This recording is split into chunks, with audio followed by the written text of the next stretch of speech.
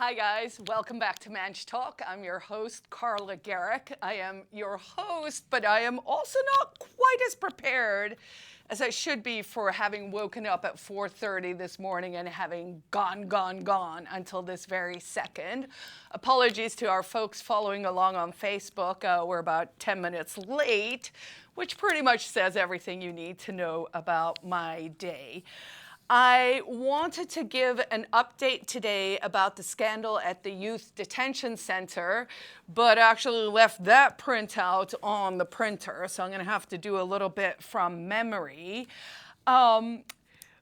But I also wanted to talk just a little bit, one, about sort of the entire process of purchasing my car, including the car registration, which took place this week, and then talk a little bit about grounding, which is a really simple, cheap, healthy, in fact, free way to reset your health by just walking barefoot outside when you can. And then, since I was doing a radio interview this morning with a Vermont radio station and had to talk a lot about the Trumpster, I do have some notes on that, so sort of we'll touch base on kind of what's happened over the past 100 days or so, what's going on with D.O.G.E. But let's get started with something I found horrifying, which I'm just going to tell you guys about so that you too can be horrified. I watched this little clip on Instagram that was basically like, are we drinking dead bodies? And I was like, what? Another thing we got to worry about? But yeah, I guess so.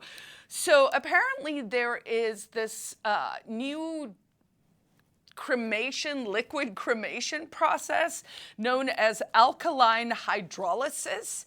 And I was fascinated because I'd never heard of this. My mother was cremated last month. We're going to her thing in mid-May.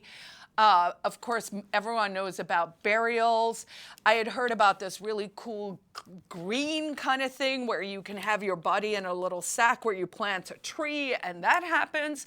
But apparently there is this thing they're doing now where they basically liquefy bodies and certain things aren't destroyed when that happens. So first of all, your bones aren't, and I believe they use the bones then to cremate with heat and then provide that to the family as ashes. But the liquid part, actually, things like prions, which are little proteins, are not necessarily destroyed in this process. And the part that's kind of gross, which is why I'm telling you guys so that we can figure out if this is something we want in our drinking water or not. But apparently they're just pouring the liquefied parts down the drain. And so if you think fluoride in your water is bad, I got news for you. There are other things in our water that we should probably be looking at, including, by the way, pharmaceuticals, which don't always go away. And I'll tell this half as a joke, but it's a true story. I guess for many years they've been monitoring the water in the Thames in London in England, and they can actually, without monitoring what day of the week it is, you could show a chart to someone and just take out the days of the week, and based on what kind of drugs they find in the river at that point, they know which day of the week it is. So on Mondays, it's a combination of cocaine and Molly or E, and then it kind of dips down and then it starts going up towards the weekend, which I found really interesting. How does it get in our water? Of course, people consume things and then they pee it out. But here's the reality is there are a lot of pharmaceuticals that people are consuming that maybe are not good for human health. And actually, I will mention, I saw a progress with Bobby Kennedy and the MAHA side of things at HHS. We talked about that a little bit last week. that cuts are taking place. They are starting to look at how to optimize the department for actual human health and not for the health and profit of private corporations that have a revolving door and a cronyist relationship between the companies and the regulatory agencies that are supposed to oversee them. And on that note, I actually noticed yesterday when I was at Whole Foods, and I brought these two in as examples, that there is definitely a push in terms of messaging and narrative, which we know needs to come to the foreground in order for people to start to accept change and ideas. So I thought it was interesting. There was this very well one about autism. And actually, a friend of mine saw it at the store and came and dropped it in my mailbox. I'm not entirely sure why, but I'm looking forward to reading this, mostly to see how the mainstream presents things, right? Because we are now on the cusp of something where we're going to figure out, hey, what's actually going on here? And then this one is the inner workings of your mind, which, you know, if you follow my work, you know, I'm quite intrigued by what is mind control and what is how you control your own mind. So I'm going to look forward to reading that one as well.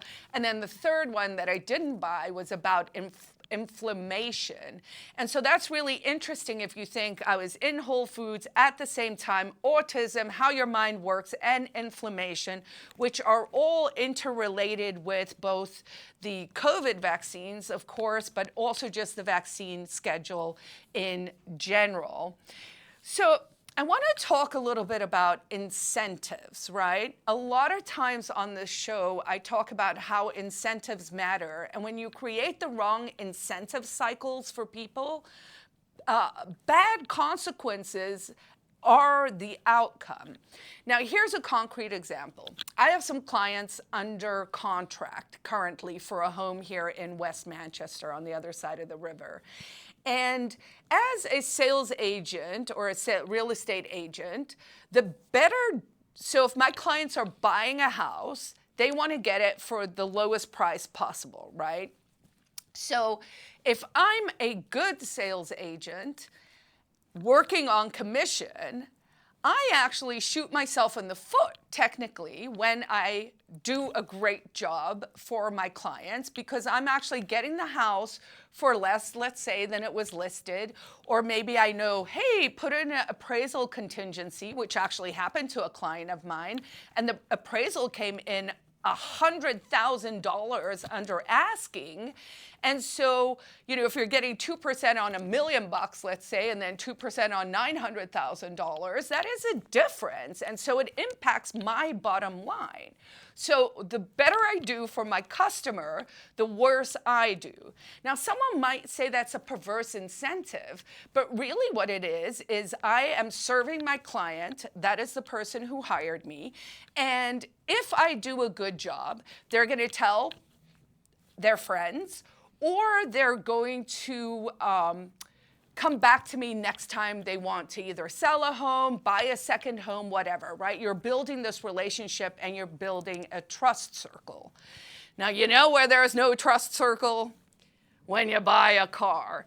Now, I don't know why I was maybe in denial and I was just like, it's not going to be so bad. It was as bad as you would imagine. And for everyone following along now knows, okay, I went to the dealer. I went the last day of the month in March. It was the day before the tariffs were going to be implemented. And there was a lot of, you know, like, I kind of feel like I let's just say I didn't have an optimal experience. Then, of course, having that had happened, then I was just like, paperwork. I hate paperwork. I can't tell you guys how much I hate it. So I had my temporary license, and then I was like, I probably do need to register the car at some stage. So, of course, on Monday morning at 8 a.m., I'm like, by when am I supposed to register this? And, of course, like, it's that day. So I end up not going to the DMV, which I'm very grateful about, but actually went to City Hall instead.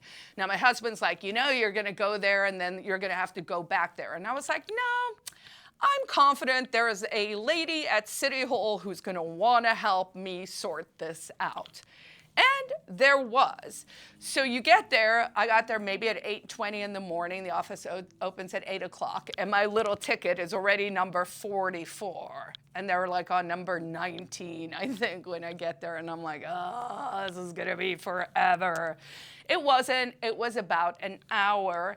And the lady at the counter, I did between the stack of all the papers that I had, which were nonsensical. You know, the CTA is what they're asking for, but it's really a Form 19A or whatever, right? Just bureaucracy, bureaucracy. But as I'm about to pay for my registration fee and, by the way, for my vanity plate, I'll tell you guys what it is in a second, or maybe I'll let you wonder. I notice on the form it says there is a service fee for using a credit or debit card, and the service fee is either $2.75 or 95 cents. I forget the actual amounts, or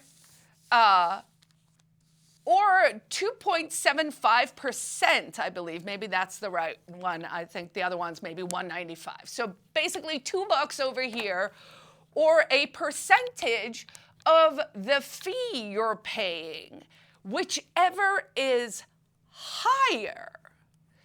So I'm looking at this, and I have never in my life had a more concrete example of how bad government is, right? Like, we are not the customer. Why? Because if we were, surely, the way it would work is you go in and it's like you either pay the $1.50 for the ATM credit card, debit card thing, or this rate, whichever is lower, not higher. You see how they just punish you because you're just not really the customer. But it made me realize, and actually, I might be mad enough about this to write a letter to City Hall, and maybe it's something we can do, because it feels usurious. I think that's the word, right? Usury is the word, and I'm not sure what the verb is there, or adjective. But it feels like we're getting ripped off, and if anyone actually cared about us, the taxpayers, the person who is there paying the fee, because I'll tell you, it cost me $330 to register my car, but 10 of that was just this banking fee, which seems ridiculous, and maybe we can expect our people at City Hall to actually figure out the lowest way to punish us with the least amount of fees and red tape.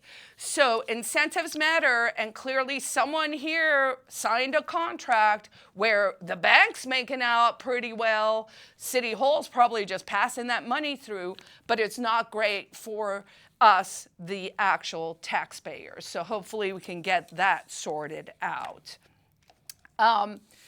I was also going to mention just something for folks to keep their eyes on, but there is this Democrat executive counselor, I believe her name is Karen Leott, and I meant to talk about this last week, but she is being investigated for what looks like pretty dodgy behavior. There are 2 DUIs and misappropriation of campaign funds for things like haircuts and heating oil. So I think, you know, in the light of sort of the spirit of D.O.G.E. and you know, trying to reform and make things more efficient, I thought that was interesting, and that we should probably keep an eye on that story. So YDC, which I've been talking about over the last few months, I did want to mention a few things, and I'm not going to remember all the numbers and all of that off the top of my head. I'm sorry, I printed it out but forgot to grab it. But there was an article in the Union Leader on Monday, I believe it was, that talked about, or maybe it was the Sunday paper, that actually talked about the YDC scandal from the financial perspective. And while we're talking about this notion of sort of usury, exploitative interest rates, and even we see it with the student loans, right? Like if you expect people to function in this highly complex financial world we've created, then maybe, I don't know, call me nuts, maybe, just maybe, we should be teaching them about how it works in school so that people don't get into these crazy contracts.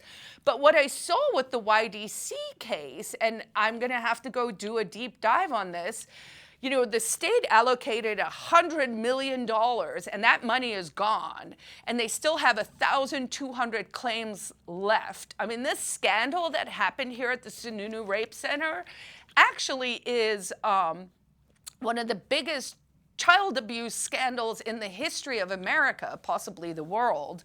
And so the money's running out, but the special counsel or the special group that was created for them have been going back to the EC, where we have, amongst other things, this lady, Karen Leot.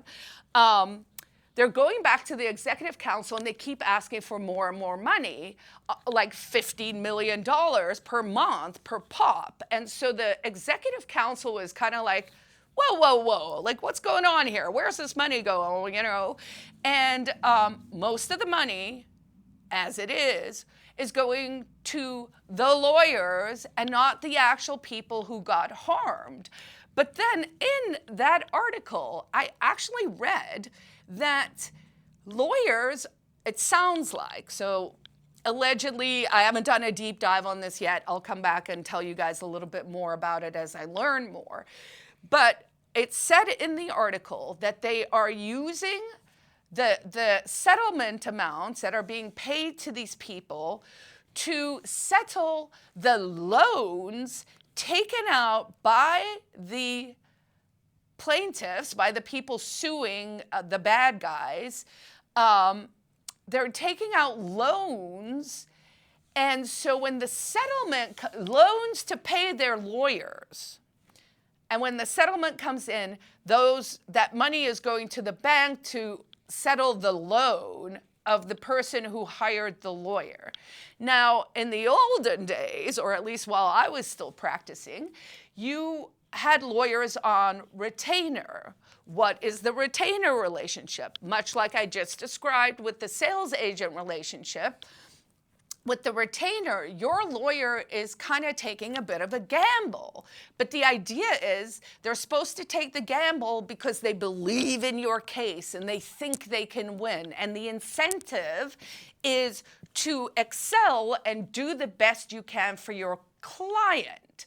Now, the question becomes, if you're the lawyer who's advising your client to take out basically a high payday loan, is what these things sound like to me, and then you get the settlement and they have to pay the loan off, again there, the incentives are not aligned for the end user, for the customer, for the taxpayer, for the dude at the end. You know who we are? The individual who is subject to this entire world we've created with all these rules and documentation and contracts and confusion and malpractice. I mean, this youth center, it is shocking what was going on there. And it's shocking that it could be that pervasive for that long and everyone just kind of looked away. So they are now suggesting, I believe, or mandating, I suppose, the executive council has demanded a budget from this special commission that's been set up to kind of deal with this thing, and they are going to audit them as well. So we are talking about hundreds of millions, like literally hundreds of millions, at least 100 million plus of dollars from New Hampshire taxpayers that is being funneled to law firms who are getting very wealthy, and maybe a little bit of that is being siphoned off to the people who were actually harmed. And so I think we got to keep some eyes on this story. Okay, now let's talk a little bit about what Trump's been up to in the first 100 days. So Trump's 100 days, I believe, is actually might be today, April 30th, okay? And so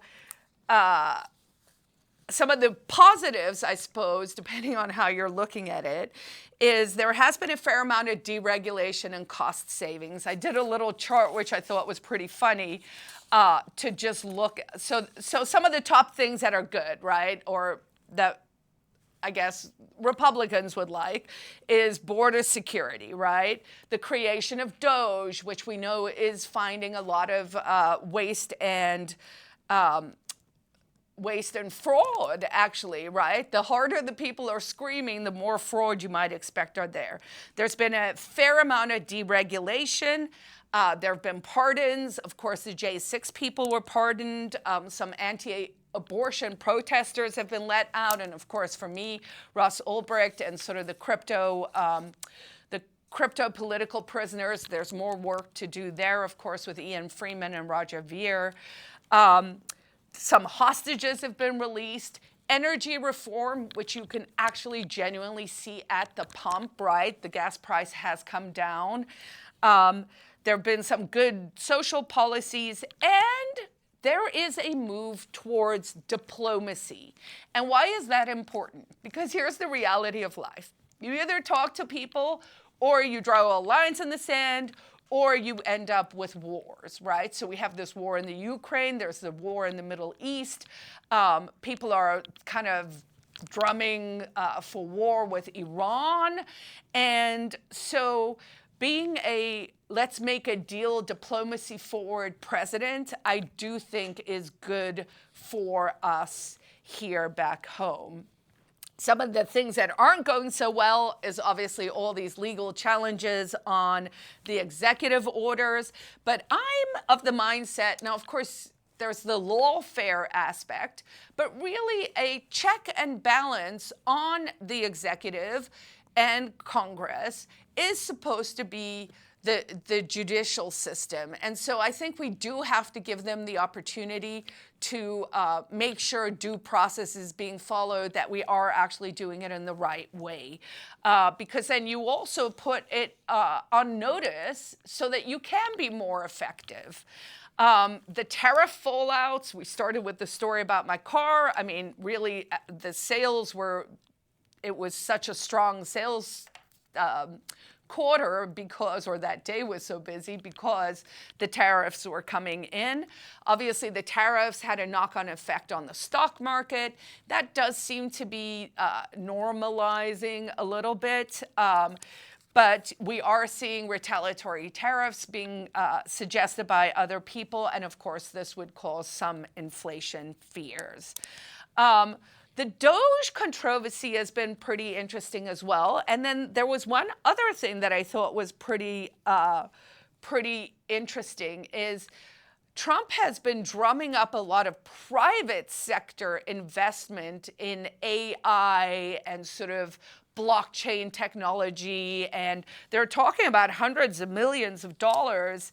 And this, because it's private, is not maybe getting as much attention as it should be, because in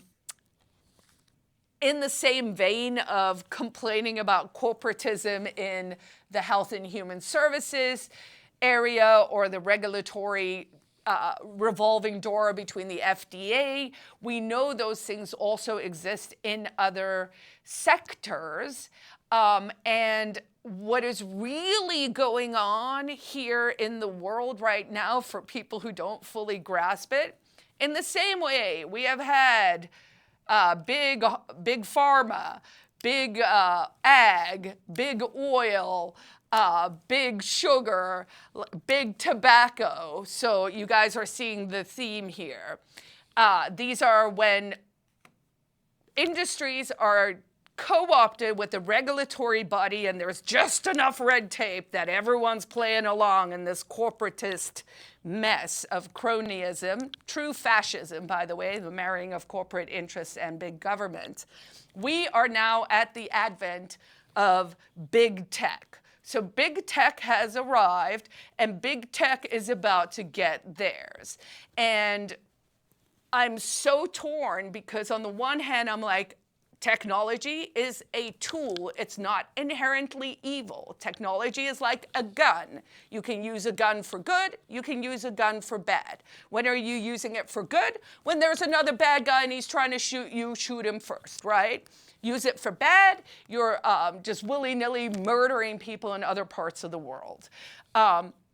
So technology can be used for good and bad. But I think we are on the cusp of what is this going to be, right? Both with the AI, which is becoming a guru and a god, really, to some people. And for people who are interested in this topic, please go to my website, carlagerrick.com. I have really interesting conversations with AI, and I save them all there just as conversations. Hey, this question, this question, this question. But you'll learn things like, oh, there are at least 42 behavioral conditioning things that they do when they are working with you on social media. So, you know, dial this up to make you angrier, but then give you a little bit here and whatever, right? So they have codified the manipulation of propaganda, and my mission is to unveil it in a way that, you know, Joe Schmo can understand and I can understand. So if that's a topic you're interested in, please go look at the website. But so big tech and AI, we stand on this cusp of this revolutionary thing that could happen that could genuinely give us a true era of abundance, right? Like I know Trump talks about the golden era and all of that, but you know, I think everyone in the world might be ready for like a little, like, let's have a happy time for a change. Let's make it more happy, less doom and gloom and dystopia. But we're also close to a technocracy, and I think we have to be vigilant about what is being implemented, because I think there's such an eagerness to get the government that we might not look as closely as we should to what are we implementing instead. And I guess my warning is take something like Real ID. Here in New Hampshire, Real ID, we opted out back in 2007 or 8. We haven't had to comply. 67% or something of Granite Staters are compliant, but you don't have to. But now, of course, we were told if by May 7th you don't have the federally compliant gold star on your ID, then you can't go on airplanes and you can't go to federal courthouses. If you want to fly, get a passport. Everyone should have one anyway. But Real ID could be that little camel's nose under the tent where we start to see a global travel program, which honestly they've been trying to do since like the 50s. So let's see where that one falls out. With my last few moments, I want to remind everyone the New Hampshire Liberty Forum is coming up this weekend. It kicks off tomorrow, 6 p.m. at the Grapponi Center. We'll be having a kickoff with Porcupine Real Estate, my broker, and then there's programming all day Friday and Saturday, and then on Sunday there is a Ladies of Liberty hosted brunch at the Quill. I have to make scrambled eggs for 100 people, which turns out to be a lot of eggs and a lot of scrambling, so that's going to be an interesting Sunday morning. It is officially sold out now, so if you didn't get your Liberty Forum tickets, shame on you. I warned you enough times. The other big event coming up May 3rd, Americans for Prosperity New Hampshire, AFP-NH, is doing the Pine Tree Riot brunch get-together. It's from like noon to 3 o'clock. There's food. There's a little speechifying. It's a beautiful property out in Ware, New Hampshire, and that'll be on the 3rd of May. If you want more information, either Google Pine Tree Riot AFP-NH or the other way around. Throw in the date, and I'm sure you'll find the information. You can just RSVP straight online. All right, I think given that half my notes weren't here, that is about as good as we could have done. I will leave you, since it was Earth Day yesterday, with this notion. Try grounding. What does that mean? Just walk around barefoot when you're outside. Why? Because the sky is a positive charge, the earth is a negative charge, and if you don't walk around barefoot, you're building up charges, which makes you unhealthy. So get out there, do a little earthing, walk around barefoot, and I will see everyone back here again next week.